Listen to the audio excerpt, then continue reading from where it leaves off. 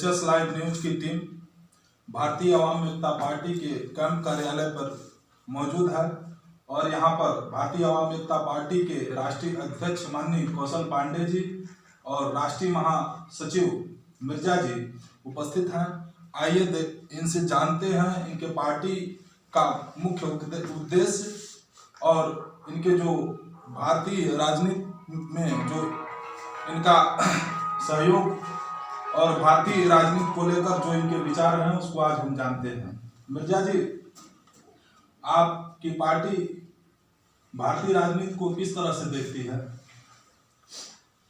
देखिए, आज का जो राजनीतिक परिवेश है उसकी स्थिति यह है कि जो हम लोगों के समझ में आ रहा है, लोगों के बीच में हम लोग गए थे, तमाम लोगों से हम लोगों की बात हुई है, उसमें सबसे बड़ी समस्या ये आ रही है कि कुछ पार्टियां आज के समय में धर्म के आधार पर राजनीति कर रही हैं हिंदुस्तान में। कुछ पार्टियां बिल्कुल जात के आधार पर राजनीति कर रही हैं। जो भी पार्टियां अभी राजनीति कर रही हैं ये धर्म और जात के नाम पर, ऊंच नीच के नाम पर ये सारा सिस्टम अपना करके राजनीति कर रही हैं, जिसके वजह से यहाँ की जनता पूरी तरह से ऊब चुकी है। यहाँ की जनता इससे बाहर होना चाहती है, लेकिन अभी तक कोई ऐसा दल नहीं है जो आकर के बीच में ये कहता हो कि नहीं, बिल्कुल हम जो है इससे अलग हट करके राजनीति करना चाहते हैं और आपको साथ लेके चलना चाहते हैं। ना कोई विकास की बात कर रहा है, ना जो आम आदमी की समस्या है ना कोई उसकी बात कर रहा है। सत्ता की बात सिर्फ वो सोच रहे हैं किसी तरह हम सत्ता में पहुंच जाएं। जैसे आप चाहते हैं कि जो पार्टी जो भी सत्ता पर आरूढ़ हो वह जाति धर्म से ऊपर उठ करके जनहित की बात करे और जन समस्याओं पर ध्यान केंद्रित करे। जी बिल्कुल बिल्कुल, हम लोग यही चाहते हैं और भारतीय आवाम एकता पार्टी की स्थापना इसीलिए की गई है कि ये भारत के आवाम की बात कर रही है। आवाम में न कोई जाति है न कोई धर्म है, पूरे हिंदुस्तान की जनता उसके एकता की बात कर रही है। पार्टी का नाम भी हम लोगों ने भारतीय आवाम एकता पार्टी रखा। ये हिंदुस्तान के आवाम के एकता की बात कर रही है, आपसी भाईचारे की बात कर रही है। हम लोगों ने पार्टी का मेन स्लोगन भी रखा है, वो यही है कि हम सबका एक ही नारा, भाईचारा भाईचारा।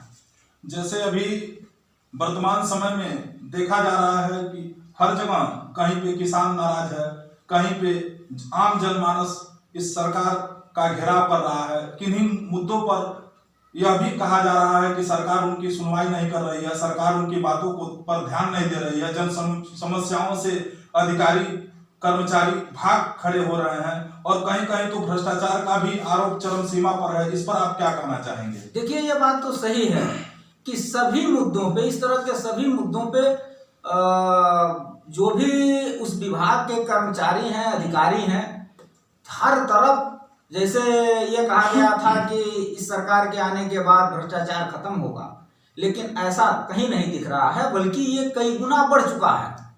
कहीं भी आप जाएं, तहसील हो, ब्लॉक हो, कचहरी हो, जहां भी आप जाएंगे वहां बिल्कुल लूट मची हुई है। सारे के सारे अधिकारी और कर्मचारी आम आदमी को किसी भी तरह से चूसने पे लगे हुए हैं। वो पूरी कोशिश कर रहे हैं कि अधिक से अधिक पैसा कमाया जाए। इसलिए मुझे ऐसा लगता है कि ये जो सरकार है ये पूरी तरह से हर सेक्टर में जो है विफल साबित हो रही है।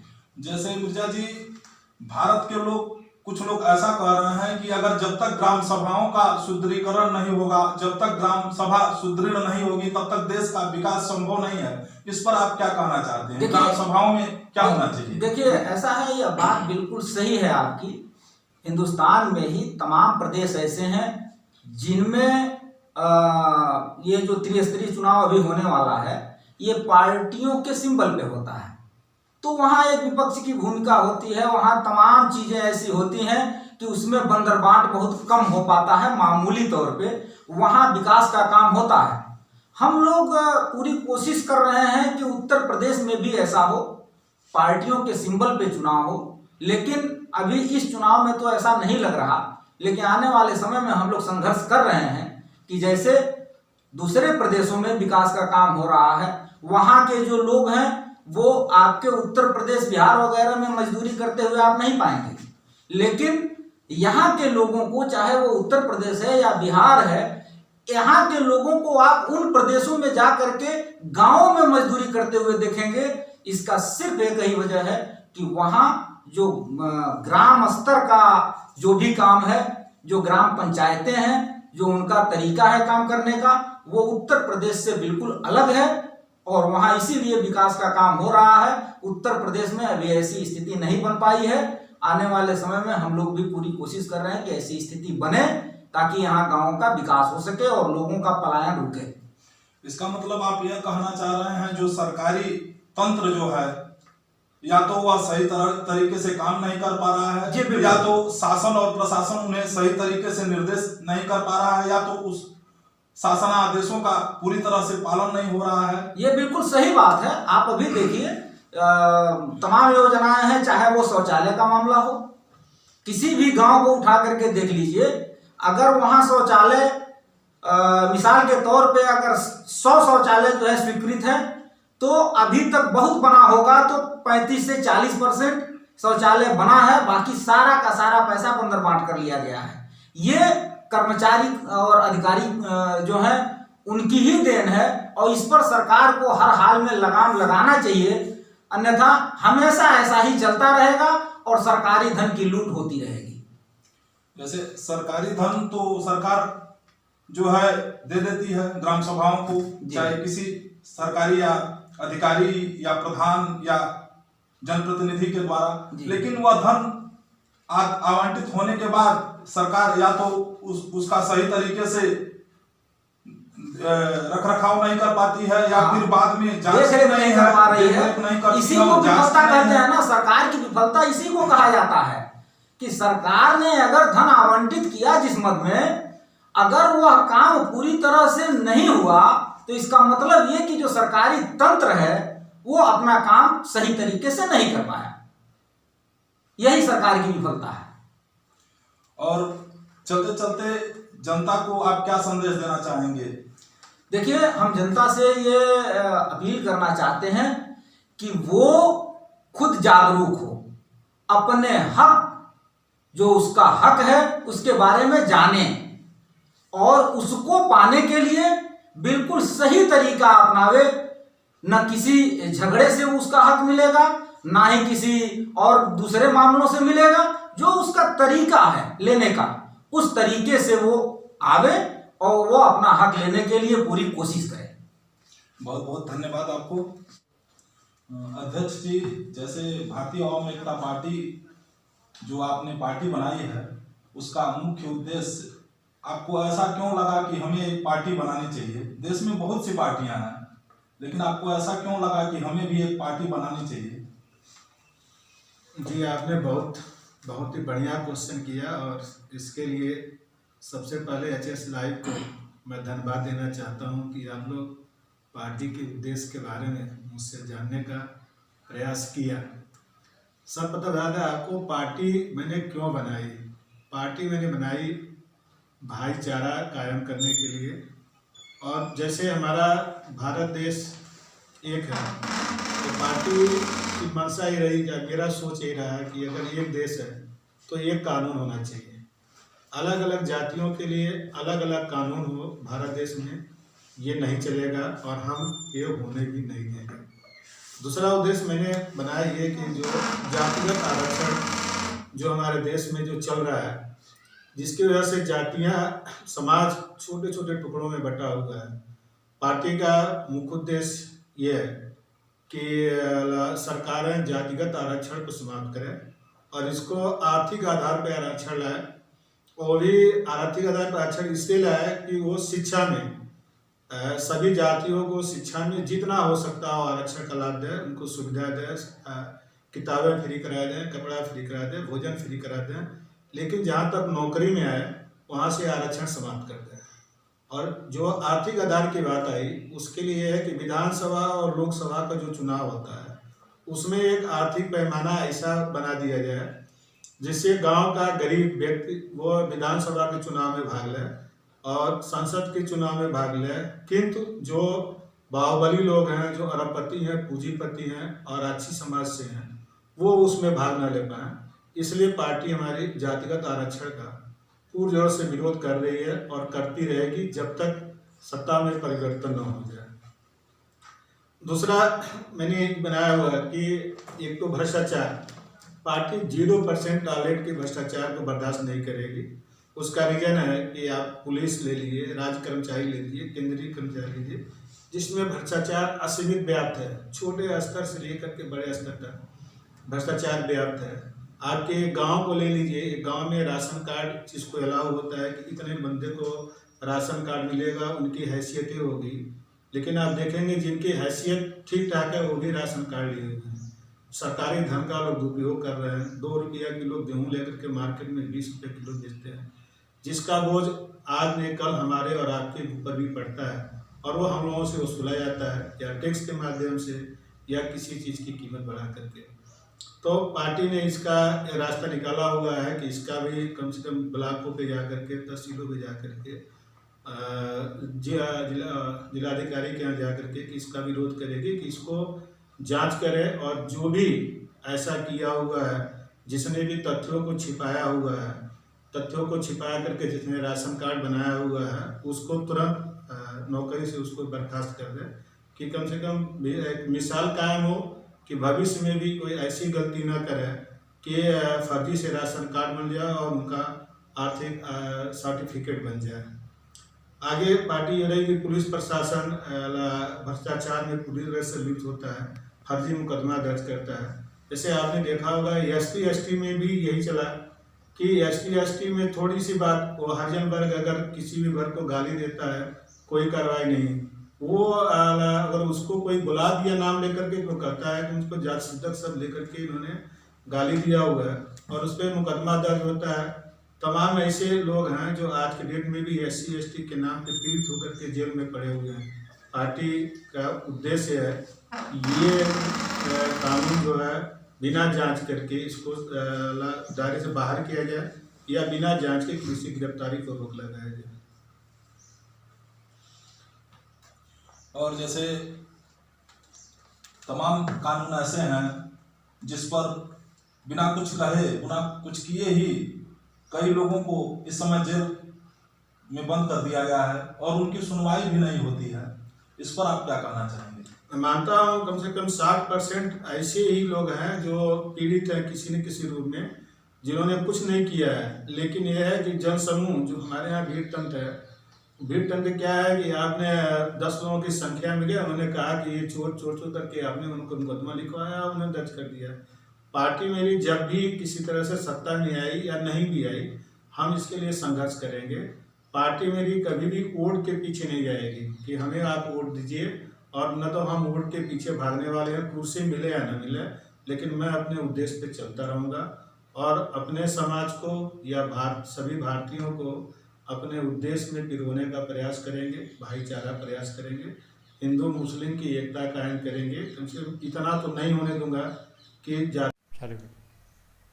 जैसे कुछ राजनीतिक दल हैं जो धर्म और जात का राजनीति करते हुए लगभग टुकड़े वोट के लिए लगभग टुकड़े में समाज को बांट करके और सत्ता पर अपना अधिकार करना चाहते हैं। इस पर आपका क्या विचार है? देखिए, मेरा मानना है कि सभी पार्टियां जो अंग्रेजों का जो शासन चलता था कि फूट डालो और राज करो, उसी ढर्रे पे आजकल की सारी राजनीतिक पार्टियां चल रही हैं। हम जनता को वो आपस में लड़ा करके और अपना राज कर रही हैं। मैं तो चुनाव आयोग से भी ये मांग करूंगा कि वो ऐसी व्यवस्था बनाए कि जो भी पार्टियां धर्म और जात पे राजनीति करती हैं उनके सदैव के लिए बैन कर दे, और जो भी व्यक्ति कहीं तोड़फोड़ और कहीं जाति और कहीं धर्म के नाम पे अगर कोई भाषण देता है, कोई अपशब्द यूज करता है, उसको आजीवन प्रतिबंध लगाता है कि वो भविष्य में कभी चुनाव नहीं लड़ पाएगा। और ये दुर्भाग्य है हमारे देश का कि जहाँ पे इतना बड़ा लोकतंत्र होते हुए भी, राष्ट्रपति के रहते हुए, चुनाव आयोग के रहते हुए भी रहते हुए भी यहाँ पे वोट और जात और धर्म के नाम पे वोट की राजनीति हो रही है, जो आने वाले दिनों में अपने देश के लिए और भारत देश के लिए ये उचित नहीं है। मेरा मानना यह है कि अगर भारत है तो हम हैं, मेरा तिरंगा मेरा शान है, अभिमान है। इसके साथ किसी भी पार्टी को किसी भी तरह का समझौता नहीं करना चाहिए और ये देश के लिए घातक है। जैसे कि हमारा भारत है, अनेकता में एकता की बात करता है, लेकिन कुछ समय से जैसे ऐसे लग रहा है कि ये लोग कुछ राजनीतिक दल ऐसे हैं जो आपस में इस संस्कृति और धर्म को लगभग रहने देने जैसा विचार तो उन लोगों का नहीं है, और लोगों को छोटे छोटे टुकड़े में, जैसे एक राज्य नहीं जिले स्तर तहसील स्तर का भी कुछ लोग ऐसे हैं जो राजनीति करने पर आमदा हैं। इस पर आप क्या कहेंगे? यही तो देश की विडम्बना है कि ये कहावत है, नाचे ना है आंगन टेढ़ा। जिसको संविधान के बारे में कोई जानकारी नहीं है वो राजनीति में उतर गया है, तहसील में उतर गया है। और आज की राजनीति विचारों का नहीं है। आज जो राजनीति हो रही है वो कानाफूसी की हो रही है। आप कुछ करना चाहते हो, आपके खिलाफ वो जा करके कान में मंत्र देते हैं। पता नहीं इसमें पब्लिक को क्या हुआ है कि वो कौन सा मंत्र लेते हैं और उसके भक्त हो जाते हैं। पब्लिक ये नहीं सोचती है कि अगले ने जो कहा है क्या ये सही है कि नहीं है, इसको हमें ग्रहण करना चाहिए कि नहीं करना चाहिए, हमें अपना विचार देना चाहिए कि नहीं देना चाहिए। हमारे यहाँ में ये कमी है कि अगले की बात हम सुन करके और उसके पीछे हम डंडा उठाना और झंडा उठाना शुरू कर देते हैं। जैसे जनता की जो समस्याएं हैं, जो जन समस्याएं हैं, लगभग उससे शासनिक अधिकारी और पार्टियां भी दूरी बनाए हुए हैं। आज जो आम जनमानस है किस तरह से परेशान है, उसका कोई मुद्दा उठाने की बात भी नहीं करता है। संसद में चाहे कहीं भी यह आम लोगों की बात कोई उठाता नहीं है। देखिए, इसका जो है सबसे पहला प्रश्न इसका यही है कि आम पब्लिक और नेता, जो भी नेता है वो जान रहा है कि अगर हम ये आवाज़ उठा दिए तो ये हम हमारे खिलाफ हो जाएंगे और हमें वोट नहीं करेंगे।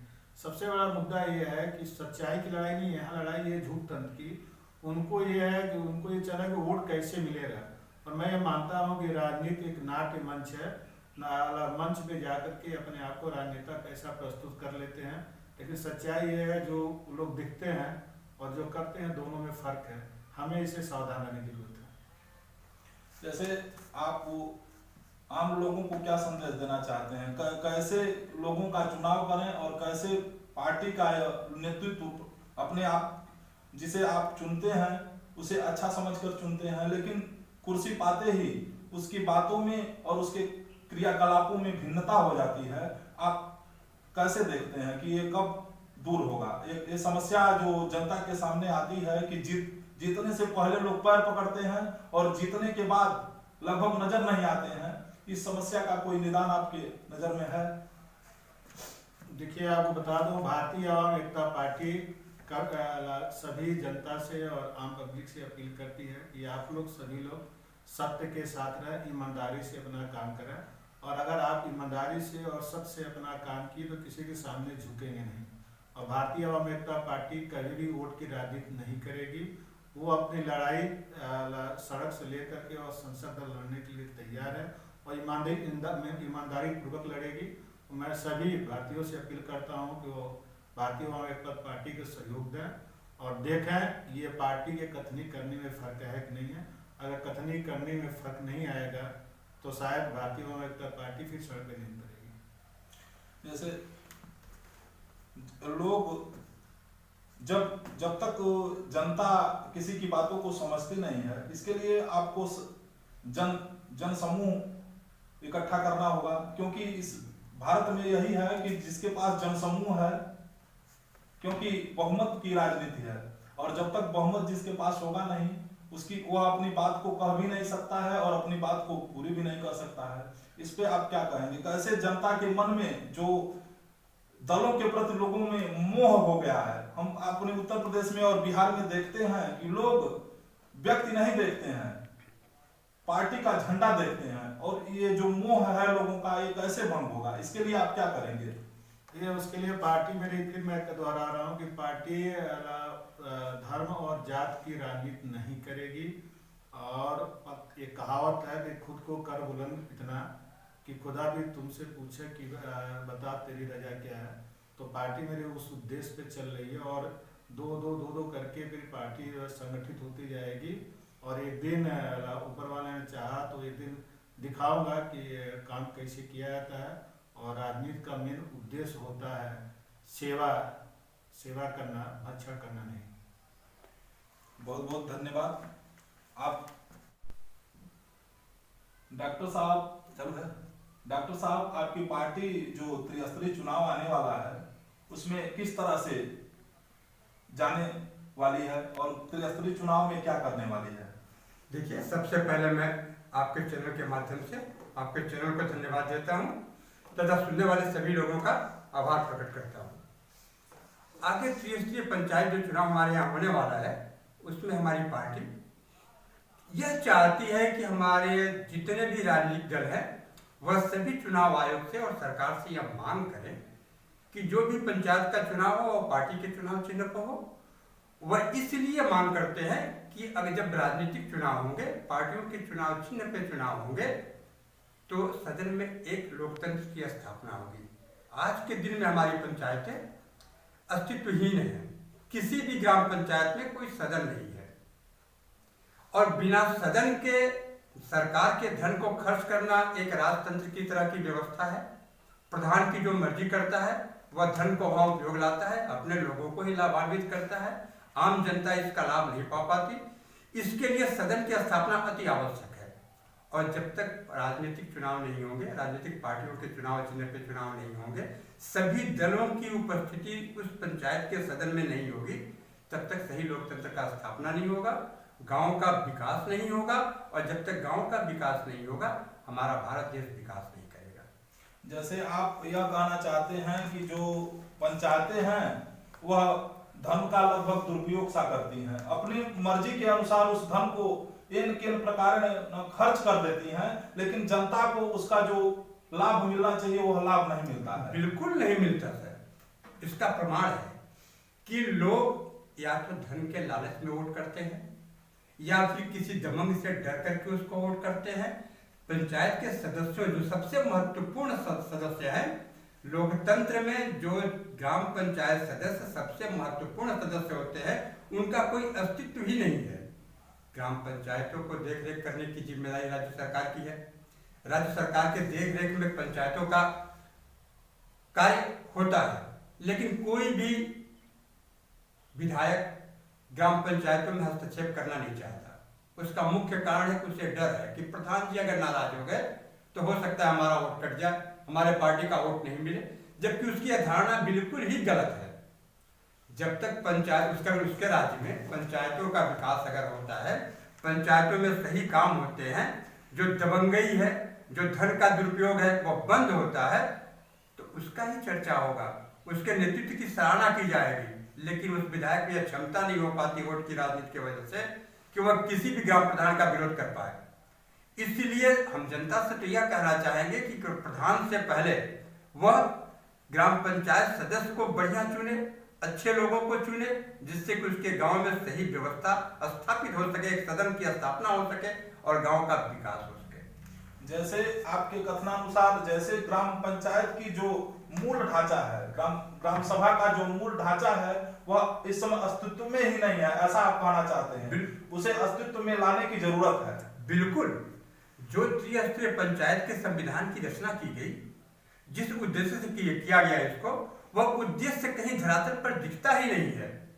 कहीं भी ऐसा नहीं है कि पंचायत का सदन हो, सदन बैठता हो जैसे संविधान में वर्णित है, वर्णित है एकदम से कि महीने में एक सदन लगेगा ग्राम पंचायतों का, जिसमें समितियों द्वारा प्रस्तावित प्रस्ताव सदन में वित्तीय स्वीकृति के लिए रखे जाएंगे और जिसकी सदन वित्तीय स्वीकृति प्रदान करेगी वही काम होगा।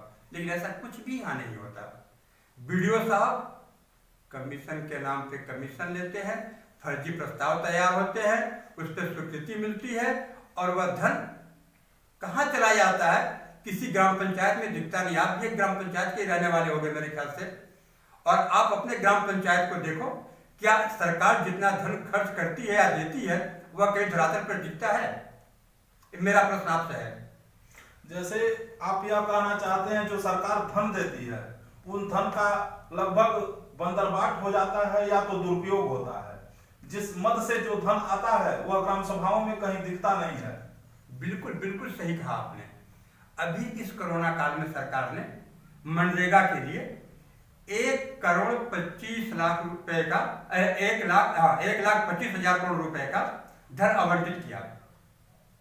पूरा सीजन बरसात से डूबा रहा, सब कुछ होते रहा, वह धन कहाँ गया इसका कहीं पता नहीं है। सोशल ऑडिट की टीम बैठाई है सरकार ने, जिसका मानदेय 200 रुपए एक बुधवार को रखा है। आप यह सोचो वह क्या ऑडिट करते होंगे। जिस ग्राम सभा में जाते हैं वहां न ग्राम प्रधान होता है न ग्राम पंचायत अधिकारी होता है, कोई अधिकारी होता है वो ऑडिट क्या करते होंगे। तो धन का तो सिर्फ दुरुपयोग हो रहा है, ग्राम पंचायतों में कहीं इसका सदुपयोग नहीं है। जैसे आप कहना चाहते हैं कि ग्राम पंचायतों पर शासनिक अनुशासनिक लोग होने चाहिए जो ग्राम पंचायतों की स्थिति को देखें और उसके ऊपर कार्रवाई करें। बिल्कुल बिल्कुल आप सही कह रहे हैं। ऐसा ही हमारी पार्टी की इच्छा है। हमारी भारतीय आवाम एकता पार्टी यही चाहती है कि जो धन सरकार गांव के विकास के लिए दे रही है उसका सदुपयोग हो, और इसका सदुपयोग तभी होगा जब ग्राम पंचायतों में सदन का निर्माण होगा। जब एक स्वस्थ सदन ग्राम पंचायतों में होगा, एक ग्राम पंचायत सदस्य को अपने अस्तित्व का महत्व मालूम पड़ेगा, एक समिति को अपने मंत्रालय का ज्ञान होगा, उचित उसकी देखरेख होगी, जो राज्य सरकार है उस पर अपनी नजर रखेगी, तभी गांव का विकास संभव हो पाएगा। और जब तक गांव का विकास नहीं होगा, न बेरोजगारी खत्म होगी, न यहाँ गरीबी खत्म होगी, न भारत विकसित देश बन पाएगा। कुछ भी संभव नहीं है बिना ग्राम पंचायतों के सुदृढ़ हुए। जैसे आपका मतलब यह है कि राज्य सरकारें जो हैं ग्राम सभाओं से लगभग उदासीनता की तरफ हैं, उदासीन हैं। जैसे सरकारें जो भी आती हैं घोषणाएं योजनाएं तो लाती हैं, लेकिन उन योजनाओं का या तो सही तरीके से नियंत्रण, जो जिन अधिकारियों के ऊपर नियंत्रण का अधिकार है वो सही से नियंत्रण नहीं करते हैं, या सरकार की उदासीनता है। एक बार धन देने के बाद यह पूछ भी नहीं पाती है कि वह धन वहां तक पहुंचा, उसका सदुपयोग हुआ या दुरुपयोग हुआ। यह सरकार की उदासीनता है। ये उदासीनता नहीं है, इंटेंशनली जानकर यह करते हैं। इनको कमीशन से मतलब है, इनको अपने धन से मतलब है, गांव के विकास से कोई मतलब ही नहीं है इनका। यह अपना कमीशन बंधे हुए हैं इनको नहीं पता है कि जो ग्राम पंचायतों में सदन नहीं लगता है तो जो प्रस्ताव है वो फर्जी हैं। फिर भी उस काम की स्वीकृति देखते हैं, उस काम को प्रशासनिक स्वीकृति देते हैं, उस काम का एमबी बनाते हैं, मास्टर रोल बनाते हैं, सारा कुछ बनाते हैं और उसकी कार्यपूर्ति को भी दिखाते हैं, लेकिन कार्य धरातल पे कहाँ होता है ये इनको भी पता नहीं होता। तो ये तो धन का इंटेंसिटी जानकर धन लोलुपता में यह ग्राम पंचायतों को खत्म करते हैं। और मुख्य कारण है कि जो ग्राम प्रधान होता है उसको संवैधानिक कोई जानकारी होती ही नहीं है। वह यह समझता है कि हम तो सैया बहना पतवाल अब डर का है का, यही कहावत है। जैसे आप यह कहना चाहते हैं कि ग्राम सभाओं में लोगों को ज्यादा तक जानकारी नहीं है कि हम क्या हैं, हमारे अधिकार क्या हैं, अपने अधिकारों की जानकारी तक नहीं है उन लोगों को, और इसके लिए उन्हें जन जागरूकता का कार्यक्रम चलाना पड़ेगा, या तो सरकार के माध्यम से या तो समाज के माध्यम से, चाहे कोई स्वयंसेवी संस्थाएं जो लोगों को जागरूक करें। जब तक लोग जागरूक नहीं होंगे तब तक अपने अधिकारों को नहीं जान पाएंगे। यह आप कहना चाहते हैं? बिल्कुल सही है यह आप जो कह रहे हैं, बिल्कुल सही बात है। यहाँ देखिए अभाव इस देश में भरा पड़ा है, लोग लालच में व्याप्त है, यह सोचते हैं कि हमको कुछ मिल जाए। जैसे पात्रगृहस्थी के कार्ड की बात है, एक गरीब आदमी जिसके जो भूमिहीन है, जिसके पास कोई खेती नहीं है, उसके पास कार्ड नहीं है, और एक लोग जो बहुत ही धनाढ्य है, किसान है, अच्छे किसान है, वह पात्रगृहस्थी का कार्ड लिए बैठे हुए हैं। इसको किसकी कमी का है? यह पंचायत की कमी है। प्रधान अपने लोगों को अपने दबंगई के बल पर जिसको चाहता बना लेता है, जो योजना का लाभ देना है दे लेता है। इससे देश तो हमारा जो गरीब है वो गरीब ही रह जाएगा। इसलिए हमारी पार्टी इस चीज का खुल के विरोध करती है और यह चाहती है कि जो भी सरकार की योजना हो वह सरकारी कर्मचारियों या अधिकारियों के माध्यम से गांव में चौपाल लगे। आपको ख्याल होगा आज से 5-6 साल पहले गांव में उच्च अधिकारियों की चौपाली लगा करती थी राज्यों में, जिसमें कभी एसडीएम साहब उपस्थित होते थे, कभी बीडीओ साहब होते थे, कभी सीडीओ साहब होते थे, कभी एडीएम, कभी डीएम, सारे लोग। लेकिन पिछले कई वर्षों से यह व्यवस्था बंद कर दी गई। पता नहीं किसका कारण क्या है, या तो वही लोग जाने। लेकिन इस व्यवस्था से बहुत कुछ लाभ था गाँव को। एक दस्तक के अधिकारी आएंगे तो भौतिक सत्यापन कामों का करेंगे, जो आज होता ही नहीं। एक ग्राम पंचायत अधिकारी महीनों नहीं, छोड़ दीजिए वर्षों, अपने ग्राम पंचायत में नहीं जाता। आखिर उस ग्राम पंचायत में नहीं जाता है तो ग्राम पंचायत की विकास की जानकारी उसको क्या हो पाती है? और न कोई प्रधान चाहता है कि ग्राम पंचायत अधिकारी मेरे गांव में आए। जनता को एक कुटुंब रजिस्टर का नकल लेना है तो वो दौड़े अपने ब्लॉक मुख्यालय को, वो 100 रुपया खर्च करे, 200 रुपया गाड़ी भाड़े में खर्च करे, पता नहीं सेक्रेटरी साहब कब मिलेंगे। यह व्यवस्था गांव में होनी चाहिए जो संवैधानिक रूप से है। और जब तक इसकी स्थापना गांव में नहीं होगी, जब तक पंचायतें सुदृढ़ नहीं होगी, जब तक पूरे प्रशासन इस पर ईमानदारी नहीं बरतेगा, संभव नहीं है इस देश का विकास। जैसे आप ये कहना चाहते हैं जब तक ग्राम सभा का विकास नहीं होगा तब तक देश में विकास की बात करना नाइंसाफी होगी, क्योंकि ज्यादातर लोग ग्राम सभाओं में रहते हैं और हमारा देश जो है गांव का देश है। यहाँ शहरी आंकड़े अभी भी गांव से कम है, ऐसा आप कहना चाहते हैं? बिल्कुल, 80% लोग आज भी हमारे देश में गांव में बसते हैं। सारी योजनाएं गांव के लिए निकलती हैं। आप देख लो, केंद्र सरकार की योजना हो या राज्य सरकार की योजना हो, सारी योजना ग्राम सभाओं के माध्यम से ही जनता तक पहुंचती है। आपको रोटी, कपड़ा और मकान जो मूल आवश्यक चीज है वह ग्राम पंचायतों में नीड है, सिवाया हुआ है। मनरेगा की मजदूरी ग्राम सभा में मिलेगा, आवास ग्राम सभा को मिलना है, स्वास्थ्य, शिक्षा और सड़क सफाई ग्राम पंचायत के अधीन है। सारी जो जनता के हित की योजनाएं हैं, जनता के लाभ की योजनाएं, वो ग्राम पंचायतों में निहित है। और ग्राम पंचायतों से ही लूट की व्यवस्था जो है वह संचालित भी है, क्योंकि ग्राम पंचायत एक ऐसा जगह है जहां विकास का 70% धन सीधे उनके खाते में आता है। 20% क्षेत्र पंचायत का और 10% जिला पंचायत को है। तो जिस जगह 70% धन सीधे खाते में आता है, वहां कितना अधिक मोनोपोली होगा, इस बात को आप समझ सकते हैं। तो ग्राम पंचायतों की निगरानी तो अति आवश्यक है, और ग्राम पंचायतों से ही भ्रष्टाचार को, यहाँ से भ्रष्टाचार को खत्म करने के बाद ही पूरे देश से भ्रष्टाचार का नींव हिलाया जा सकता है, अन्यथा दूसरा कोई माध्यम नहीं। जैसे आप कह रहे हैं सरकार ने एक गांव में एक निगरानी समिति गठित की है, उस निगरानी समिति के विषय में आप क्या कहना चाहते हैं? उसका क्या अस्तित्व है? बहुत ही महत्वपूर्ण समिति है। सारी समितियों की व्यवस्था उसमें है। सबसे लोकतंत्र की स्थापना की बात भी उस समिति में की गई है। विपक्ष का नेता, 2 नंबर का प्रत्याशी, जो दूसरा प्रत्याशी हारा हुआ है, वह उस समिति का उपाध्यक्ष है। लेकिन सबसे बड़ी विडंबना यह है कि इस समिति का नाम तो चर्चा में आया, कहीं भी कार्य रूप में जमीन पर नहीं दिखा अभी तक। किसी ग्राम पंचायत में इसका अस्तित्व नहीं दिखा अभी तक। न किसी ग्राम पंचायत के जनता को या ग्राम सभा के जनता को यह पता भी है कि निगरानी समिति में हमारे अध्यक्ष के बाद उपाध्यक्ष कौन है और 3 चुने हुए सदस्य वो कौन है जो निगरानी समिति में है। इसका मतलब निगरानी समिति जो है अपनी अस्तित्व के लिए लड़ रही है, उसका कहीं अस्तित्व दिखाई नहीं दे रहा है। उसको अस्तित्व में अगर ला दिया जाए तो ग्राम सभाओं में कुछ भ्रष्टाचार कम हो सकता है।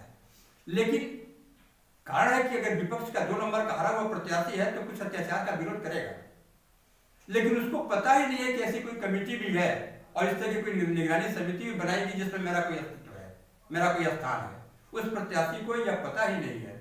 अब तो 5 साल बीत गया, नया जो पंचायत चुनाव होगा इसमें क्या स्थिति बनेगी यह तो सरकार ही जाने। लेकिन यह समिति बहुत ही महत्वपूर्ण है और इसको